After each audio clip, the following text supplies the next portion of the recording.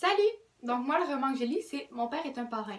Donc ça, c'est un roman qui a été écrit par Gordon Corman et c'est un roman du style policier. C'est l'histoire de Vince, un ado de 17 ans qui vit à New York. Donc la seule chose qui fait que Vince n'est pas un adolescent ordinaire, c'est que son père, c'est le parrain de la mafia new-yorkaise. Le parrain, ça veut dire que c'est celui qui la contrôle. Au cours de l'histoire, Vince tombe amoureux de Kendra. Le seul problème, c'est que Kendra, c'est la fille du président du FBI. Donc, l'histoire se déroule en 2004 et le narrateur, c'est Vince. Donc, un narrateur participant. Donc, comme personnage important, il y a Vince, bien entendu, le personnage principal. Il y a Kendra, son amoureuse. Il y a Anthony Lucas, qui est son père.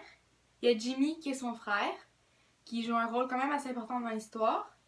Il y a Ray, que ça, c'est un de ses oncles, mais c'est le plus gentil. Il y a Alex, qui est son meilleur ami, qui va beaucoup souffrir pendant l'histoire.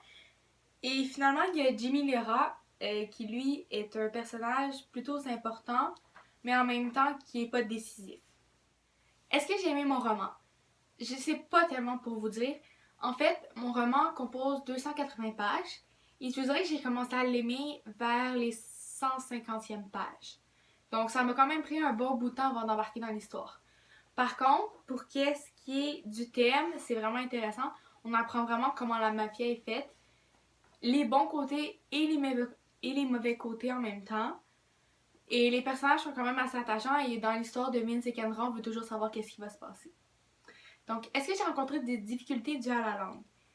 Il y a quand même des mots difficiles que j'ai vus, mais ça faisait pas nécessairement obstacle à ce que je lisais, puis je réussissais quand même à bien comprendre le livre. Comme je disais, j'ai de la misère à rentrer dans l'histoire, ça a été quand même long, mais pour qu'est-ce qui est de la fin, je vous dirais que c'était vrai, j'aurais jamais pu la prévoir, même en lisant le roman. J'étais pas sûre d'avoir bien compris la fin parce que je me disais que ça pouvait pas être ça comme fin, là. C'est vraiment très surprenant. Et est-ce que j'ai ressenti des sensations, des sentiments ou des choses comme ça? Puis j'ai ressenti quand même beaucoup de surprises. Et c'était comme un peu de l'interrogation également. Donc dans plusieurs moments de l'histoire, j'étais surprise par ce qui arrivait, je m'attendais vraiment pas à ça.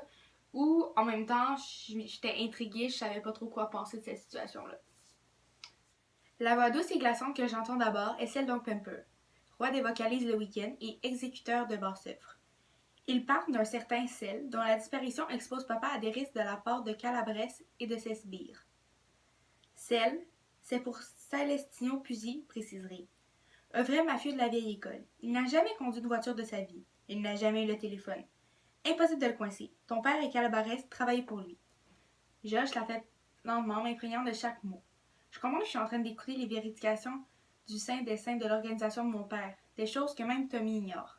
C'est la décision ultime. Qui doit vivre et qui doit mourir. Je suis horrifiée et fascinée à la fois, forcée d'écouter comme l'on reste médusé devant un accident de voiture. J'essaie d'imaginer Vince et Alex à 9 ans, encore persuadés que les filles sont immondes et que Michael Jordan est un dieu, en train de faire des paniers dans l'allée du jardin pendant que se tient cette réunion fatale.